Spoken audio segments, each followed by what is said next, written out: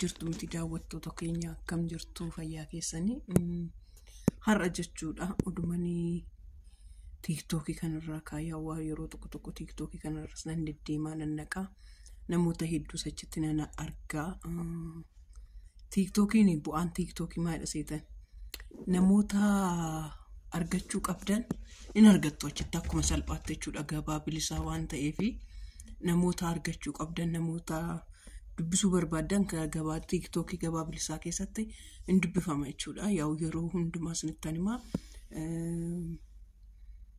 waa'ee mucaa kooti kanaaf yeroo mataa boona ta'a waan ta'eef kanaaf jecha lafa dhaaba TikTokii kana nan seenseena yeroo tokko jechuudha maaliif hottanii yeroo tokko YouTube'n ji'a sadiitti al takka $70 akkas faana kaffala yaa akkuma argitan biyuun hin jiru namni baneefaa odoo biideetti sinfixin achuma gadi shii lakkisee deema waan ta'eef YouTube irratti achi garuu gaan deddeemu namoonni ijoolleen tokko daayiparii mucaa kootii naabitu kunoo idaa namaas dhaabuma TikTokitti irraa kaffalamee jechuudha garuu har'a baay'een gadde baay'een gadde suma dhugaan siniin jedha dhaloonni keenya garamitti deemaa jirraa eessa dhaqaa jirraa maalis ta'aa jirraa abashaa qamisii abashaa aadaa gurguraa jiru ijoollee dubara lamadha nus waan magadhee waan laalluuf natti fakkaata dhiiraaf dubartiidha akkuma kun amma sagalee isaanii dhaamsee asitti sidiif galchan argitu dubaraaf dubaradha qalabatii itsanuu alaabaa aadaa Oromoo hidhatanii ijattu fidanii jilbeeffattee qalabatii keessiif maali beessisni akkasii waafi waan safuu keenya cabsu dhugaa rabbii laanii yeroo baay'ee jechuudha yeroo baay'ee dhugaa rabbii safuu Oromoo waan tuqu kana naan ofan eeggadha dhugaa isuma dhugaa ku baay'een of eeggadha lammaffaa dhalootaaf maal dabarsina dhaloonni dudduuba seexannis akkasuma nama jajjabeesse dhaloon lakka akkasii jira jedhitoo waan akkasii deemuu danda'a maal horii baaftanii dhiira faana hojjettan maal oomoo beessisuma akkasii musliitti afee hoomaayidha dhugaa rabbii baay'een gaddee jechuudha baay'een gaddee soorii garamitti akka deemaa jirru hin beeknu dhugaa rabbii dhaloonni keenya garamitti akka deemaa jirru hin beeknu ደስሜሎ ዛሬ ቀኑ ልዩ ኮኖ ላንቺም ለኔ naannoo keenyatti yeroo tokko armee koo namni waamicha waame ani daa'ima waanan tureef armeen koos na fudhattee mana waamichaa sana dhaqxe yemmuu mana waamichaa sana dhaqnu nyaata nuu kennan anaan garuu ati daa'imni nama guddaa wajjin nyaattu jedhaniitu qofaatti saayinaarra kaanii nyaata naa kennan ittoo lukkuuti ture dhumarratti lafee lukkuu sanaa yemmuu nuu kennani anaafi morma yookiis liqimsituu se jedhamu foo wanta jedhame ofirraan qabu lafee malee yemmuu sanaa kennani wal'aansoo ittiin qabuun jalqabe as galagalchee achi galagalchee baay'ee yaalullee foo waan jedhamu irraan arganne armee kootiifi qilxibii kennaniif na fuuldura teessee ofii isheenii nyaachuu dhiisteet na hordofaa turte waan hin godhu argite ilkaan koo na waraanee jennaanani quba koo afaan koo keessa kaayee yemmuu gadi fuudhee laalu dhiigatu irra jira quba koorra baay'ee tokko dhiphatteetu qilxibii indaanqoo isheedhaaf kenname sana waan nyaachaa jirtun se'e callisteetu biddeeniini waxii irraa xaxxaragdi na naannessite naa kennuudhaafis jettee akkatti naa kennitu dhabde achi booddee ani morma indaanqootiin wal'aansoo qabee dadhabnaanani achuma saayinaarra kaayetan biddeena duwwaa nyaadhee bahe ka hin gallaanaa jette armeen koo achi booddee hin galle gara manaatti akkuma galleeni ittoon raafuun hojjetamee jira quufteettaa sii kennuu naan jette eeyyee naa kennin quufneen jedheen saayinaarra keessee biddeena wajjiniin ittoo raafuu naa kennite yemmuun raafuu sana addaan saaqee nyaachuu jalqabu qilximiin daanqootu keessa jira raafuu sana keessa Isheen ana fuuldura keesseetu bishaan fudhatee mana dudduubatti naannofte. Ani immoo qilxibii indaanqoo raafuu keessaa fuudhee tan fayyaadhuma isaa harkatti baadheen kun eessaa ba'e jedheetani maqaa ishee waamaatan iyyaa mana duuba naanne ishee barbaacha. Yemmuun gadi ba'u mudhii isheetii ol uffata ofirraa gadi baafteetu harma ishee kana dhiqachaa jirti. Dhaabadhee ilaaleetanii ol jettee yemmuu na laaltu qilxibii indaanqoo harkatti baadheetanii kuni maa inni jechaaniin jira. Deemi iddoo kana deebi'i manatti deemitii nyaadhu naan jette. Uffanni ishii karaa keessaa kanii gadi galagalee jiru waxii ofirraa qaba. Harma ishii dhoksitee dhiqachaa jirti. Waama tokkoyyuu wanti yeroo sanaaf ta'aa jiru qilxibii indaanqoo sanaa seessaa akka dhufe wanti naaf galeen turre. Manatti deebi'eetanii qilxibii indaanqoo sana nyaadhee gara tapha kootii deemi'an. Ilaa firoota koo icciitiin kun kan naa gale isheenis naaf hin ibsine anis hin hubanne. Ergan harmee koo biraa deeme barnootaaf magaalaatti gale ergan of baree booddeedha qilxibii guyyaa sana raafuu keessaa fuudhee nyaadhe eessaa akka ba'e ergasii naa gale. Waggoota hedduu booddee biyyatti deebi'eetanii harmee koo gaafadhe. Imimmaaniin boo'aa natti himte. Lafee itti rarraateetu lafeen ilkaan kee dhiigsaa tureetti. Achii booddee qilxibii indaanqoo isheedhaa kenname akka waan nama nyaatu utuun anis hin argin utuu warri hollaa sunis hin argin qilxibii indaanqoo harma ishii keessa naa keesse naa fuutee manatti galte. Ana kan na boossise ana kan jireenya koo jeeqe ergan icciitii sana dhaga'e taatee guyyaa sanaa yaadadhe mana duuba naanna'ee isa isheen harma ishee dhiqattu sammuu koo keessa dhufe akka haaraatti. Waxiin indaanqoo ittoon indaanqoo barbaree diimaadhaan hojjetame kuni uffata ishee sagaddacha karaa keessaa irratti argeera ija kootiin guyyaa sana yemmuu ishiin dhiqattu jechaadha. Bara koo keessa mudannoo baay'ee qabaadhullee inni kuni waa'ee harmee kootii yaadadhee yeroo hunda boqonnaa na dhowwu. Amman du'uttis ija koo duraa waan hin banne ta'ee natti mul'ata. Oolmaan harmee guddaa ta'ullee addumatti kan ija baasee yeroo hundumayyuu fuula koo duraa kan na ilaalu isa kana. Amma yaadadhu hundumaa haaraa ta'ee natti mul'ata. Harmee keessanii gaaddidduu namaan irra sin jalaan bu'in. Umurii dheeraa harmeen keessan siniif haa jiraattu. Oolmaa harmee wallaaltanii utuu hin taane si yaadachiisuudhaafani. Ilaa firoota koo harmeen gitan qabdu. Waaqayyo umurii harmee keessanii siniif haa dheeressu. Viidiyoo kana namoota biroodhaafis sheerii naa godha. Akaawuntii koo kanallee fooloo naa gootan baay'ee na tola. Galatooma. Harmeen keessan umurii waggaa 17 darbe kana bara 2000 jechaadha barkumee jedhamu.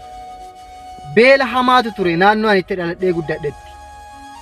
Namoonni baay'ee waan nyaatan dhabanii agabuu bulaa turan. Akkasuma maatiin koos waan nyaannu dhabnee agabuu bullee guyyaa tokko. Achi booddee akkuma agabuu bulletti ganama sagabuu kooni horii tiksuudhaaf horii fuudhee manaa bahe. Yemmuun horii fuudhee bahu harmeen koo waan naalaatti dhabdeet ganama utuu ija keessa na laaltee naa mararamtuu mana duuba naannofte waan natti kennitu dhabnaan. Anis horii fuudhee tallaga bu'e halkan agabuun bule daa'ima baay'ee waan an beela'eefin shankoora yookiis agadaasa jedhamu jechaadha. Naannoon ani horii tiksutti jira hateetan cabsadhe kan nama. Achi booddee mukuma tokkoon cabsadhe anumaa cabsatee bahu abbaan shankoora sanaa na qabate. Erga na qabatee booddee inni iyye akka namni birmatutti jechaadha. Namni baay'een hin birmate attuun qabadhe jedhe. Guyyaan isaa guyyaa sanbataa ture nan yaadadha. Biyya keenyatti immoo yemmuu hattuun oolaa hattee sangaa hattee waan hattee wajji yemmuu qabamte gabaa keessa naannessanii itti sirbu namatti kolfisiisu. Namichi kun shankoora muka tokkitti wajjin na qabateetu ani daa'imadha qumxaan uffadhaa luka duwwaan deema. Mucaanumti kun gabaa keessa naanna'uu qabaa jedhe. Namni baay'een narraa kadhata. Maal jettee mucaa duudaa kana shonkoora baachiftee gabaa keessa naannessitaa jedhaniin. Du'eetu man argama gabaa keessa naa deemuu qabaa jedhe. yookiin 50 saantimidha yookiin birrii tokkodha shankoorri sun. Namni baay'een narraa kadhate waan ija koo duraan banne jaarsi namni guddaan tokko gad jedhee jilba isaa qabate dhiisi biyyi maal siin jedha maal jetteetu shankooraa tokkittiidhaaf jettee mucaa kana gabaa keessa naannessitaa jedhaniin.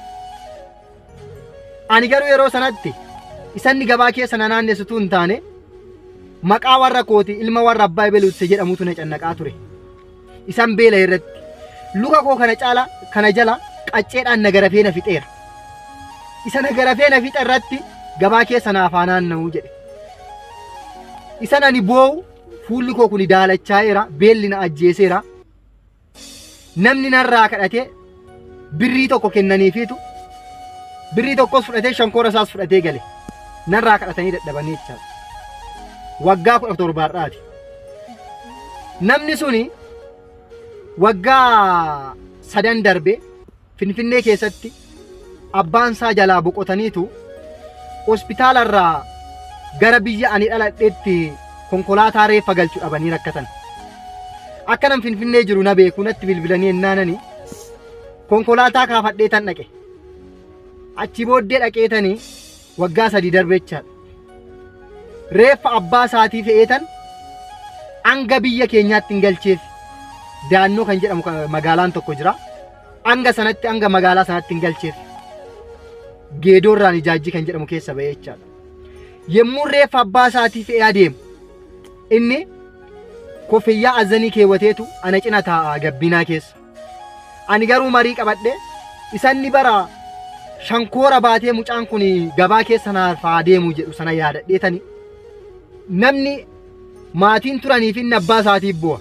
Ani garuu sabara sanaa yaadadheetan utuun imimmaan koo buusuuni reeffa abbaa isaatii fe'ee daannootti galchee fi Finfinnee irraa kaasee. Maal siin jechuu barbaadeetani wanti hin dabarre hin jiru. Garaa bal'achuun immoo ogummaa guddaadha. Ogummaa keessaayyuu isa baratanii argatatu hin taane isa Waaqayyo namaa kennu. Garaa bal'adhaa waa hundumaa obsaan dabarsaa. Namni obsuuf namni garaa bal'atu guyyaatti faajjii moo'ichaa alaabaa moo'ichaa ol qaba waan ta'eef jechuu barbaadeetanii. Gorsa kanarraa way hubattu nama isinii gadi hin miidhina. Nama isinii gadi jiru kabaja. Guyyaa bakkatti guyyaa walitti isin fiddu hin beektu waan ta'eefani gorsa kan isinii dhaamu barbaade. Namoota biroodhaaf illee sheer yoo gootan natti tola. Baran jalqaba baadiyyaarraa gara Finfinnee kana dhufu guyyaa tokko Finfinnee naannoo awutoobis taraatti hattoonni na saamaniitu harka qullaa na hambisan. Shaanxaa koos dookimentii barnoota kootis akkasumas qarshii fi bilbila koollee narraa fudhatan. Galgala keessa naannoo sa'aatii 10tti ture kan isaan hundumaa narraa fudhatanii.